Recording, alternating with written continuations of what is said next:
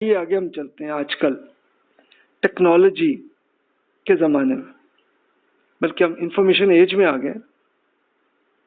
Computer, soft where, internet میں information protection میں کوئی شرعی حیثیت ہے؟ بعض فقہ کہتے ہیں جی اپنی انفارمیشن کو سنبھال کر رکھنا چاہیے، اپنی فیملی اور معاش کو چھپا کر رکھیں تاکہ کوئی ڈاکو آپ پہ نہ آئے۔ اگر کسی کی انفارمیشن ہو تو اسے ہر طرف نہیں پہنچانا چاہیے تاکہ کسی پر دشمن، ڈاکو یا دہشت گرد کا حملہ نہ ہوا، تو اس لیے وہ کہتے ہیں۔ اب قرآن مجید میں اس سے متعلق کیا معاملہ ہے، یعنی وہ ظاہر ہے کہ ایگزیکٹ ویسا نہیں، اللہ تعالیٰ نے تو اس زمانے میں اب سے 1440 ہجری کے زمانے میں جب قرآن نازل ہوا تو اس زمان کی، اس ٹائم کی جو زبان تھی اس میں فرمایا نا، تو دیکھیے اس پہ یہ اپلائی ہوتا ہے۔ یہ قیاس کی ایگزامپل اب دیکھ سکتے ہیں۔ قیاس وہی ہوتا ہے کہ جو معاملہ اللہ تعالیٰ نے قرآن میں بتا دیا تو اس سے ملتا جلتا ہے، تو اس کو دیکھیں۔ تو فرمایا ان اللہ یأمرکم ان تودوا الامانات الی اہلہا واذا حکمتم بین الناس ان تحکموا بالعدل ان اللہ نعم ما یعظکم بہ ان اللہ کان سمیعا بصیرا۔ اہل ایمان، اللہ تعالیٰ نے آپ کو ایک عظیم حکومت عطا کرنے کا فیصلہ کیا، تو اس موقع پر اللہ تعالیٰ آپ کو ہدایت کرتا ہے کہ ذمہ داریاں اس کے حقداروں کو میرٹ کے ساتھ ادا کریں۔ جب لوگوں کو کے درمیان فیصلہ کریں تو انصاف کے ساتھ کریں۔ نہایت اچھی بات ہے یہ جس کی اللہ تعالیٰ آپ کو نصیحت کر رہا ہے، بے شک اللہ تعالیٰ سننے اور دیکھنے والا۔ اچھا، یہ حکومت سے بھی آیا اور اس کے ساتھ عام انسان پہ بھی آیا کہ جناب آپ بھی بالکل ذمہ داریاں اگر آپ نے کسی کو دینی ہے، مثلا آپ ایک کمپنی میں مینیجر ہیں، آپ نے کوئی اسسٹنٹ ہائر کرنے ہیں تو اس کو میرٹ کے لحاظ سے کریں۔ پھر اسی طرح لوگوں کے درمیان فیصلہ کریں۔ مثال کے طور پر اگر آپ کو کوئی ایک بڑی غلطی نظر آئی ہے آپ کی، تو اب آپ نے دیکھنا ہے کہ اپنے آپ کی ٹیم کے کن صاحب سے غلطی ہوئی ہے، تو اس کو پہلے چیک کریں اچھی طرح، پھر بتائیں کہ جناب آپ سے یہ غلطی ہوئی ہے۔ تو یہ نہیں کہ وہ اس کے لیے آپ وہ کسی اور کے لگا دیں، تو یہ مراد ہے۔ تو آپ کہیں گے کہ اس کا سیکیورٹی سے کیا تعلق ہے، انفارمیشن سیکیورٹی سے کیا تعلق ہے؟ تعلق یہ ہے کہ دیکھیں لوگوں کے ہاں اسپیشلی اب انٹرنیٹ بینکنگ میں ہر ایک کے اکاؤنٹ ہوتے ہیں، ایسٹس ان کے پتہ ہوتے ہیں، تو اگر کسی کو مل جائے یہ انفارمیشن تو وہ اگر ڈاکو ہے تو وہ خود ایکشن کر سکتا ہے، اور نہیں تو اور کچھ دوستوں کو بتائے گا، کرتے کرتے وہ ڈاکوؤں کو پہنچے اور وہ جا کے ایکشن دے سکتے ہیں۔ تو اس لیے یہی ہے کہ اگلے کی حفاظت آپ کریں انفارمیشن۔ اب رسول اللہ صلی اللہ علیہ وسلم فرمایا آپ لوگوں کو اپنے شر سے محفوظ رکھیے۔ یہ ایک صدقہ ہے جو آپ اپنے نفس پر کریں گے، یعنی آپ لوگوں کو اپنے شر سے محفوظ رکھیے۔ تو اب یہ دیکھیے نا کہ کوئی آپ کا اگر اکاؤنٹ اس کی ڈیٹیل وہ لے کے آپ پہ ڈکیتی کر لے تو کیا خیال ہے؟ تو اس لیے اپنی جان کو بچا کے رکھیں۔ پھر ایک حدیث میں ہے رسول اللہ صلی اللہ علیہ وسلم نے فرمایا کہ ایک دوسرے سے حسد نہ کریں۔ گاہک کو دھوکہ دینا، قیمت بڑھانے کے لیے دکاندار کے ساتھ مل کر جھوٹی بولی نہ لگائیں کہ ایک دوسرے سے بغض نہ رکھیے، ایک دوسرے سے منہ نہ پھیریں، کسی کے ٹرانزیکشن پر اپنی ٹرانزیکشن بھی نہ کرا دیں۔ یہ وہی ہے نا کہ جیسے آپ اگر ایک گاڑی آپ رینٹ پہ لے رہے ہیں یا ایک ٹیکسی لے رہے ہیں، تو ٹیکسی آپ نے کی، وہ رکا اور آپ لے رہے ہیں تو اگلا بیچ میں لینا شروع ہو جائے، تو وہ نہ کریں، اگلے کو کرنے دیں پہلے۔ پھر فرمایا کہ اے اللہ کے بندو، بھائی بھائی بن جاؤ، مسلمان کا بھائی ہے، نہ اس پر ظلم کرے گا، نہ اسے ذلیل اور رسوا کرے اور نہ ہی حقیر جانے۔ یہ رسول اللہ صلی اللہ علیہ وسلم نے اپنے سینے کی طرف سے اشارہ کر کے 3 مرتبہ فرمایا کہ تقوی یہاں ہے، اور مزید یہ کہ کسی شخص کے برا ہونے کے لیے یہی کافی ہے کہ وہ اپنے مسلمان بھائی کو برا جانے۔ ایک مسلمان دوسرے مسلمان پر پورا حرام ہے، اس کا خون، اس کا مال اور اس کی عزت۔ اب یہ رسول اللہ صلی اللہ علیہ وسلم نے یہ ارشاد اپنے فائنل لیکچر جو آپ نے آخری حج کے موقع پہ فرمایا تاکہ سب کو پتہ چل جائے. اور رسول اللہ صلی اللہ علیہ وسلم نے اپنے سینے سے ہاتھ لگا کے یہ ایگزامپل دی کہ بھائی یہ جو تقوی ہوتا ہے، تقوی کیا ہے کہ آپ نے برائیوں سے بچنا ہے اور نیکیوں کی طرف آنا ہے. تو یہ وہ ہے، یہ دل میں ہے آپ کے، وہیں سے آپ نے خود ڈیسیجن لینا ہے. تو جناب یہ ہے آپ کے، اس طرح سے آپ نے سوچنا ہے.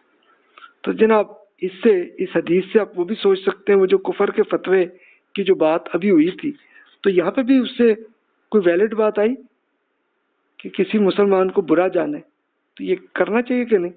کیا خیال ہے؟ اور دوسرے کی خون، مال اور عزت، اس پہ ٹارگٹ کرنا چاہیے کہ نہیں؟ کیا خیال ہے؟ تو اب فیصلہ آپ کریں. اب آئیے ہیکنگ، یا وہی اسی سے متعلق اب وہ آیا. تو اس کے لیے تمام فقہا جو آج کل کے زمانے کے ہیں، ہر انسان کی جان، مال، آبرو کے خلاف حرمت ہے اور انہیں محفوظ کرنا دین کا حکم ہے. اس کو تو رسول اللہ صلی اللہ علیہ وسلم نے بہت واضح فرمایا تھا.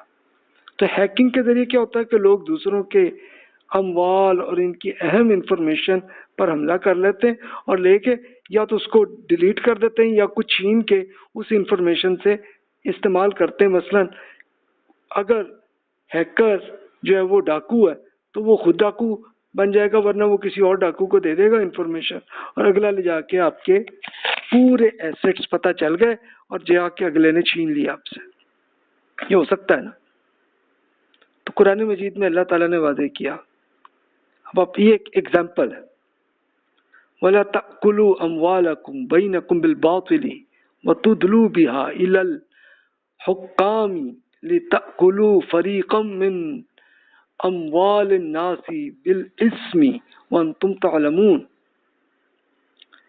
اسی تقوی کا تقاضا یہ ہے کہ آپ آپس میں ناحق ایک دوسرے کے مال نہ کھائیں.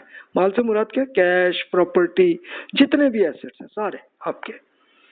اس حکومتی ملازمین کہ جو آپ کے بیوروکریٹس ہوتے ہیں یا گورنمنٹ امپلائیز ہوتے ہیں، ان تک پہنچنے کا ذریعہ کہ رشوت نہ کریں آپ. یعنی یہ کرپشن کا ایک حصہ ہے نا، کرپشن کا ایک حصہ ہے رشوت، فراڈ کے لیے یہ نہ کریں، اس لیے کہ اس طرح لوگوں کے مال کا کوئی حصہ ان کی حق تلفی کر کے کھانے کا موقع مل جائے، حالانکہ آپ اس حق تلفی کو جانتے بھی ہیں.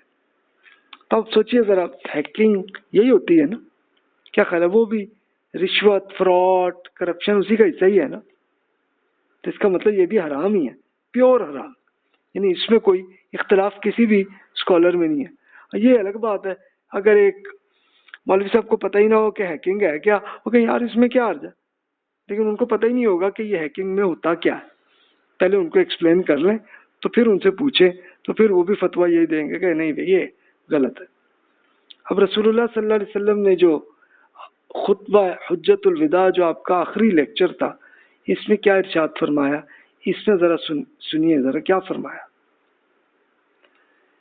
بے شک آپ کی خان، آپ کے خون، آپ کا مال اور آپ کی عزتیں آپ پر اسی طرح محترم ہے جیسے آپ کو اس حج کے دن کی حرمت اس مہینے میں اور آپ کے اس شہر مکہ مکرمہ میں مقرر کی گئی ہے، یہاں تک کہ آپ اپنے رب سے ملیں گے. یعنی آپ سوچئے یہ سب سے مقدس حصہ مسلمانوں میں، بلکہ عربوں میں سب میں یہ حضرت ابراہیم علیہ السلام سے پہلے ہی تھا، چل رہا تھا. تو بتایا گیا کہ بھی دیکھو یہ جو حج کا دن ہے اس کے لیے ابراہیم علیہ السلام نے یہ بتا دیا تھا کہ بھئی یہ جو 4 مہینے ہیں اس میں کوئی جنگ نہیں کرنی ہے. اور واقعی اگرچہ وہ شرک میں چلے گئے تھے لیکن کرتے نہیں تھے، یہ اس 4 مہینے میں جنگ نہیں کرتے تھے. اور پھر بتایا مکہ مکرمہ جس میں حرم شریف ہے، تو حرم شریف سے زیادہ بڑی عزت جو ہے وہ ہے آپ کا خون، مال اور عزت ہے. یہ زیادہ امپورٹنٹ ہے. جب رسول اللہ صلی اللہ علیہ وسلم نے کعبہ شریف کی نسبت آپ کی خون، مال اور عزت کو زیادہ اہمیت دی ہے. پھر ابو ہریرہ رضی اللہ عنہ کہتے ہیں کہ رسول اللہ صلی اللہ علیہ وسلم نے فرمایا ہر مسلمان کا خون، مال اور عزت اور آبرو دوسرے مسلمان پہ حرام ہے. اب دیکھیں مسجد الحرام اسے اسی لیے کہتے ہیں کہ یہ بالکل سیکیورڈ مسجد ہے جو کعبہ شریف کے ساتھ ہے. تاکہ کوئی اس میں غلط حرکت نہ ہو۔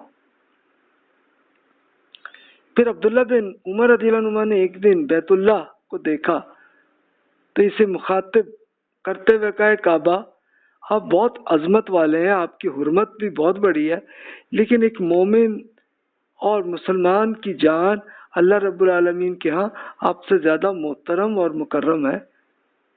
یعنی یہ کعبہ کو انہوں نے عبداللہ بن عمر رضی اللہ عنہ جو عمر رضی اللہ عنہ کے بیٹے ہیں، اور پھر وہ جدید یعنی نوجوان تھے رسول اللہ صلی اللہ علیہ وسلم کے زمانے میں، تو پھر وہ اگلی نسل کے بڑے اسکالرس میں سے ایک عبداللہ بن عمر رضی اللہ عنہ انہوں نے کہا کہ دیکھو یہ تو رسول اللہ صلی اللہ علیہ وسلم نے بتایا ہے کہ کعبہ آپ کو اللہ کے نزدیک بڑی اہمیت ہے، بہت حرمت ہے کہ وہاں پہ کوئی جرم نہیں ہوتا، کچھ نہیں، لیکن ایک مومن اور مسلمان کی جو جان ہے نا یہ سب سے زیادہ امپورٹنٹ ہے۔ تو اب آپ سوچ لیں پھر ہیکنگ جائز ہے کہ نہیں، اب آپ فیصلہ آپ کریں۔